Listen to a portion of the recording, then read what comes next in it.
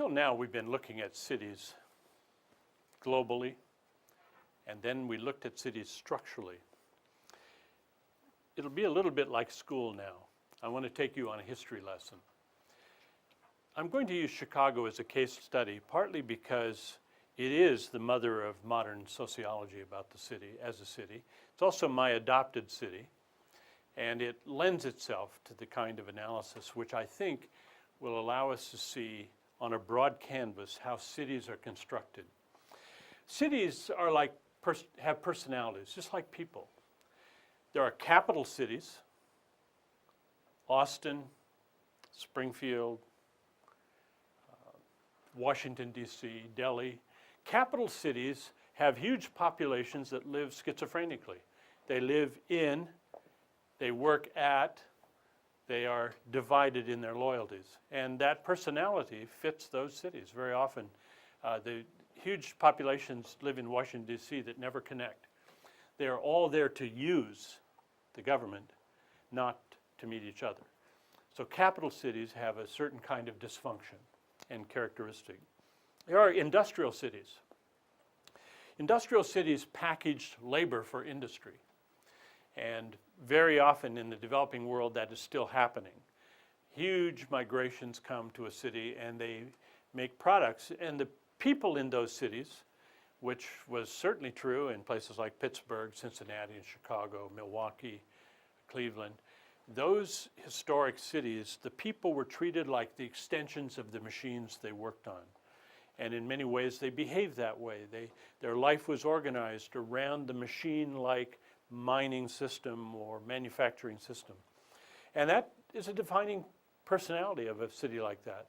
There are cultural cities, like New Orleans or San Francisco. They are often port cities where ideas and fashions and trends are created. The DNA of cities is imprinted fairly early. There's a very interesting book by Alexander Callow called American Urban History. And the very first essay compares Boston, city on a hill, and Philadelphia, the private city. The public city, Boston, the private city, Philadelphia. The thesis of this wonderful essay is that Boston was a Puritan city originally. Puritan theology was public. The city was on a hill, high and lifted up. And so Boston, the public city, had a Boston Common. That was all the property belonged to all the people. Philadelphia, as you know, was founded by Quakers. The spirituality of Quakerism is God is within. Philadelphia became consummately a private city and is the home to insurance companies. That's not a surprise. Private city, people are careful about things like insurance, their own personal welfare. So you get the DNA of a Boston public city, Philadelphia private city, that are like a double helix, to borrow that biological metaphor, that run through American history. There's also another set of paradigms. The lake cities, Cleveland, the Great Lakes cities, Cleveland, Detroit, Chicago, Milwaukee, Toronto, Buffalo. Those cities were often in complete competition with the river cities. And so you had Cincinnati versus Cleveland. And Louisville and St. Louis were rivaling Chicago to be the capital of the Inland Empire. And it worked as long as the rivers were the main arteries of the country. But then, you know, the rivers were in competition with the railroads. And the railroads in competition with the canals. All of these things shaped the ethos of this country. Dallas is one of the only major cities in the country, the other being Indianapolis, not founded on a major river. Different things went into the founding of Dallas, for example. But it's interesting to see how those early settlements continued to some extent the patterns that exist to this day. So I maintain it's very important to find the DNA of your city. To find out that DNA, I want to do a little bit of an overview of Chicago. Now, to draw Chicago, the city on the lake, you just take your Bible land map and turn it upside down. If you had one Bible land drawing and you just flipped it, this would be Carmel, and this is the Mediterranean. Well, actually flip it over, this is Navy Pier, and it's very interesting. The river system in Chicago kind of comes here, and it really represents a tale of two cities. On the lakefront, you have classically what we might call WASP. Do you know what that is? Wealthy, alienated, separated, and protected. Gotcha. You thought I meant white Anglo-Saxon Protestant. A lot of it's Jewish. It's not just Protestant, but it's wealthy, alienated, separated, and protected. On the river, you have what Michael Novak in The Rise of the Unmeldable Ethnics called pigs. Poles, Italians, Greeks, and Slovaks. With apologies to Charles Dickens, even rooted early in the geography, the Great Ice Age carved out the Great Lakes, and 20% of the world's surface fresh water is in those lakes. As a Christian, I want Chicago, Milwaukee, Cleveland to be a steward of God's water system and not toxify that water system with unclean air. So that's part of the Christian thinking about policy formation and air quality and stuff like that. But we have a two Chicago reality almost from day one. We have the privileged and we have the ethnic, the working classes on the river. Chicago looked old the day it was new. Just like Williamsburg looks like the country gentry, English city.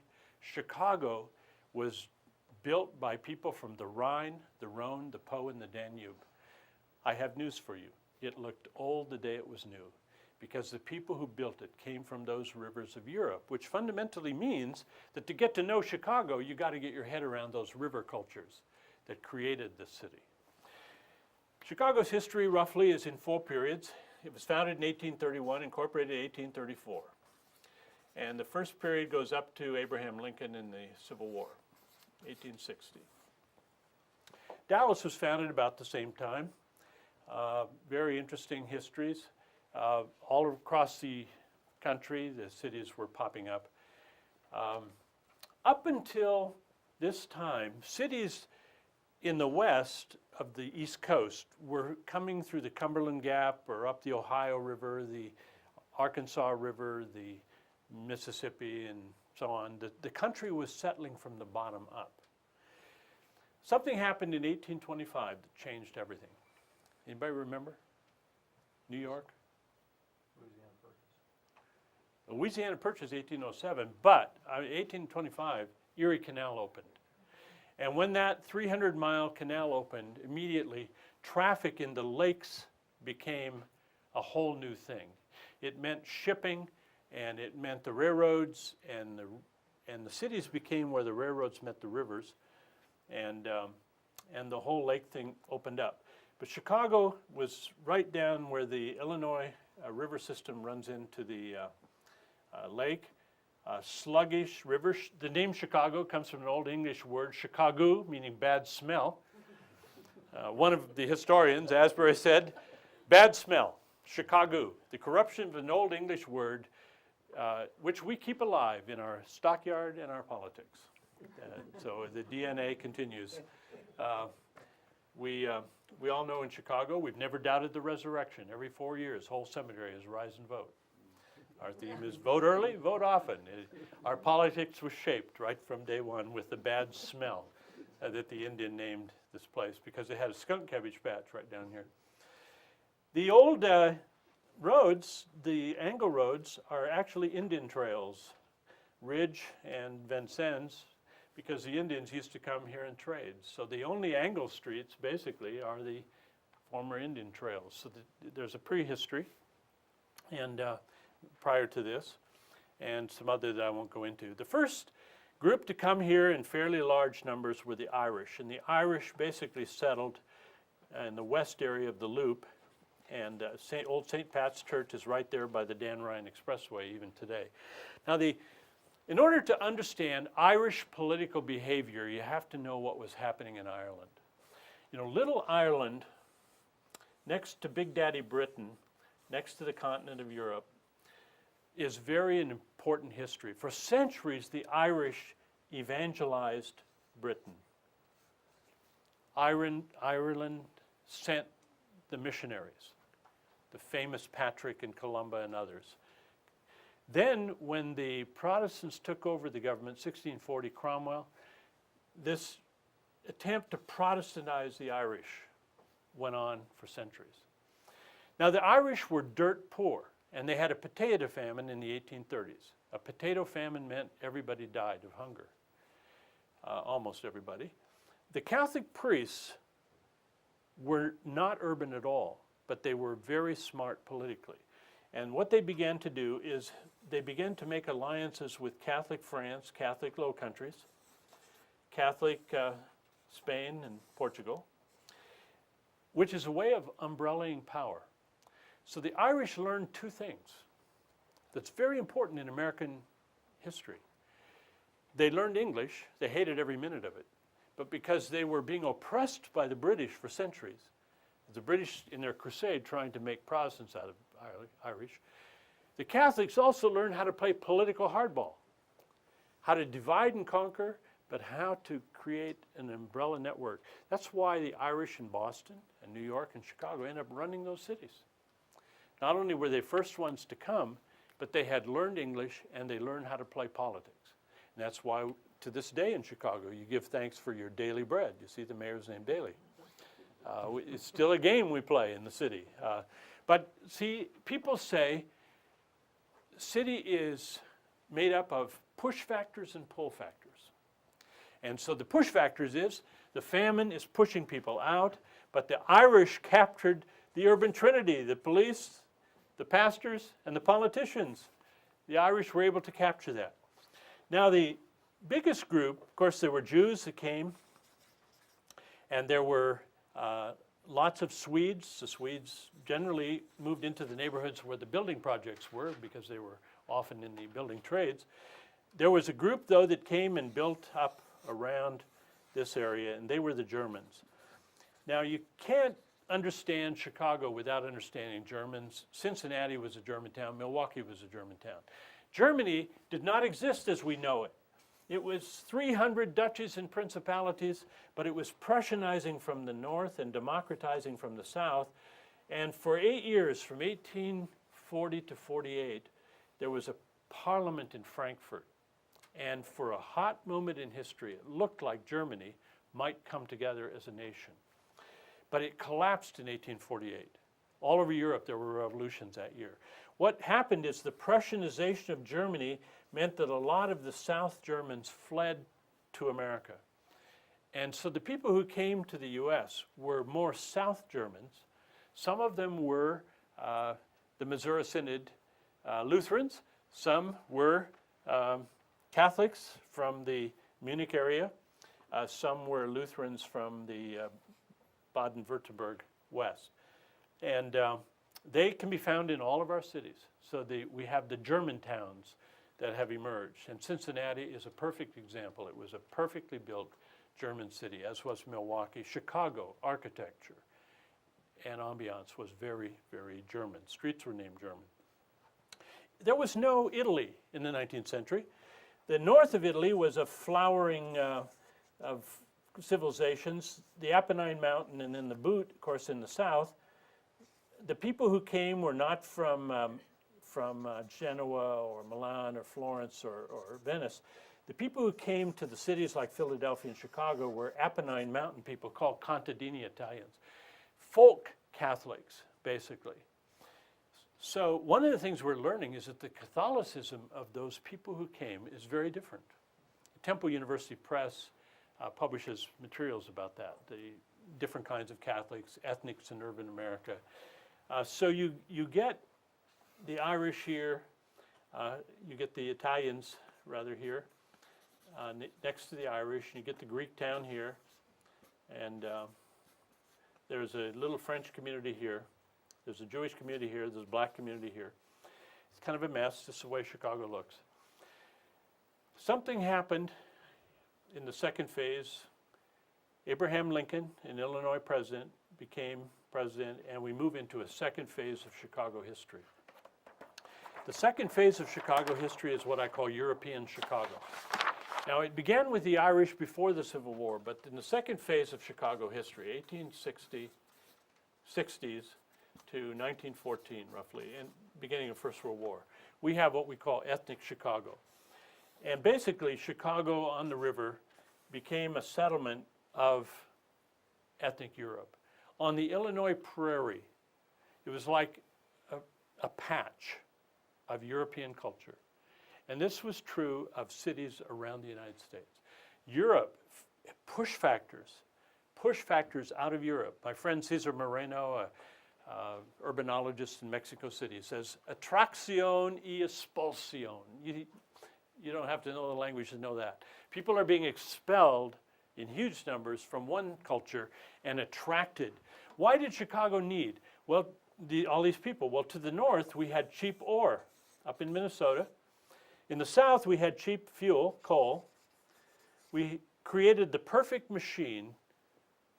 And remember, Lincoln from Illinois was the president who had the power to decide where the railroad would go, not through St. Louis, but around through Chicago.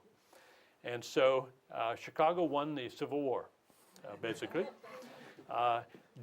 Douglas, who debated Lincoln, remember on the civil rights stuff? Douglas owned the Illinois Central Railroad, which was the largest in the world, and it brought Confederate troops up and put them in a prison, which was on his property. He was getting benefits from having a prison camp on his land that is called Douglas today, on the edge of Lake Michigan. Was a suburb at the time, and Douglas is buried on the railroad tracks, actually. But it's a fascinating history because Europe came to the city. The people who built Europe came and they brought their culture. They founded the symphony. It was founded by Germans, 1891. The University of Chicago founded that same year, the second time. The first time it went bankrupt. Some of the most creative architecture in the world. Chicago had a fire in 1871. And George Eiffel had just invented pig iron and new uses for it, and the bridge makers of Paris influenced the bridge makers and the builders of Chicago. And they pushed the whole rubble of the downtown out into the lake and created Grant Park. And every architect in the world came to build buildings at that time in Chicago because they had the opportunity to build a whole new city. And one of my favorite things is to take people on an architectural walking tour where you have buildings from every decade. We also had two different philosophies of how to build buildings. We had some people who said, well, we all know what great cities look like. They look like Greece and Rome. And so they plopped down these old Greek and Roman temple models in the American prairie. But Emerson had written an essay called The Organic Metaphor. And a number of Chicago architects like Burnham and Root and later Frank Lloyd Wright said, architecture should come up from the context. It should take on the shapes of the prairie. It should be from the color, and it should be local architecture. It's interesting, as I walk people around the architecture of downtown cities, I can point out that that's how some people think like church. There are two points of view. There are some who say, oh, we all know what great churches look like. It's the same in Miami as Anchorage, Alaska. They all have great pillars in front of them and stairs and pipe organs and so on. And then there are others who say, no, this is a unique context. We should design the church and it should grow out of this context. It's fun to take pastors on a walk and show them all the philosophies of architecture in the downtowns of our cities and then say, we do churches in all these different ways too. And suddenly the city becomes fun and we see how the cultures inform things. The last group to come to Chicago were the Poles, and they filled in all the spaces around everybody else. And I want to talk about them for a moment. In the 19th century, there was no Poland. From 1815 to 1914, there was no Poland. Here's Poland, this great big place, a little bigger than Germany, right next to Germany, between Germany and Russia. In 1815, Poland was partitioned after the Metternich and the Congress of Europe. After the Napoleonic Wars finally ended, the Austrian and several other countries, Metternich was the chief architect, said, we don't want Poland anymore. So for 99 years, from 1815 to 1914, there was no Poland. Eastern Poland was given to the Russians. Western Poland was given to the Prussians. Polonia, as a culture, went underground into church basements. And there was a guy named Barzinski who decided that he would plant Polonia in Chicago. And so Polonia is just west and north. There are 7 great cathedrals on the Kennedy Expressway. Those are the Polish cathedrals. Barzinski built St. Stanislaus, the Holy Mother Church, to face Poland. You'd enter from the west, you'd pray facing east, so you could pray for the mother country, but you left to build Polonia here. But in 1895, 1,000 families split off that, went a block south and founded Holy Trinity Church to enter this way, to pray this way, because their agenda was the liberating of Poland. Poland then learned how to function for Chicago like New York leverages on behalf of Israel. It became the capital of Poland. Functionally and economically, it still functions that way. When the walls went down in East Europe a few years ago, that was a Chicago ministry of the church in my city. I watched it. I was in the neighborhood watching this thing phenomenally happen. Began to see how cities leverage through foreign policy. Chicago became interesting. But the Poles were the last of the ethnic groups to come in the 1890s. Just World War I broke out. The Poles were the last people to arrive. I want to tell you a sad story. The Chicago Tribune campaigned against them, called them the masses, called them the papists, called them scum, unworthy to be in the U.S. And the Poles got together and they said, how can we demonstrate to Americans that we belong here? And somebody said, we don't know who, I think if we got back on the trains and we went back to New York and we went on the boats and we went to France and we went to the front line to shoot Germans, we would be welcomed into America. So the Poles, in amazing numbers, every church said goodbye to their men. They joined the service. The very last boat people to come went in the largest numbers back to France. They got to the front line. They were in the trenches. They wanted to go over the top and take the hill and shoot the Germans, and guess what they found?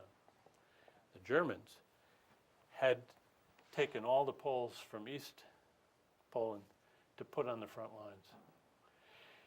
And so this great horror came on the Poles from the U.S., namely that they were being sent to kill their cousins, their brothers, their parents. That is why in every Polish church there's a huge memorial in the front yard. It is their Holocaust. It is the price they paid to become citizens here. Now that's a story that the black church doesn't know generally in this country. But the black church functions very much like the Polish church. The black church was the only institution the black people could own. You see, it was the only one. And because of that, they took their politics and everything into the church basements. The funerals, the economy, the politics, the pastor and the pastor's wife is the first lady. All of those behaviors that we now see in the black church, we have that in the Polish church, which is why a Jesse Jackson and a Pope Paul are easily explained as a political as well as a spiritual phenomenon. Part of my understanding as a white pastor in the middle of all of this is that one of my roles is to introduce these people who don't know each other to each other. It is something I feel I can do, is to say to the Polish people, I understand that history, and there's a black church in this city who has a similar experience. They have a boat Holocaust story and a killing field reality. And so there's this fellowship that crosses the line.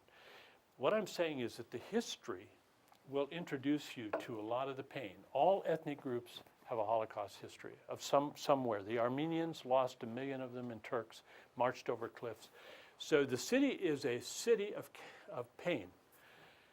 It is a city of cultures, of course, and structures. I've tried to say that. But for those of you and those of us who are working in church and mission structures, we need the history.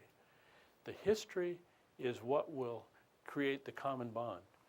We become sharers of stories. The history is not an accident. The history is the fleshing out of the kingdom of God. I cannot tell you how rich it has been for me, sustaining me spiritually for 35 years in Chicago, is knowing these stories, talking to these pastors and priests, sharing my history with them, my Scandinavian, my Nordic piece of the kingdom with them. Not better than, not worse than, different from. We become then the collage. We become a collage of the city, the making of a world-class city. This is part of the DNA of my city, Chicago. It's what you don't see in the headlines. It's what you see in the kingdom of God. Chicago, world-class city, a city which inherited the nations, a city which is different from the rural around it because it is a patch on the American body politic, but it's a city where the church has come in great numbers over the years. The privilege it is. And I hope you understand, as you hear me tell it, how delightful it is and how enriching. You could not pay for the education you get if you study these histories and meet these people. When we come back, I'll try to bring you up to date. The Civil War to the modern era, and how this city is like a little children's kaleidoscope. Remember that toy where we turned it and all the colors keep changing? Well, this is what was, and in a few moments we'll come back to talk about what is.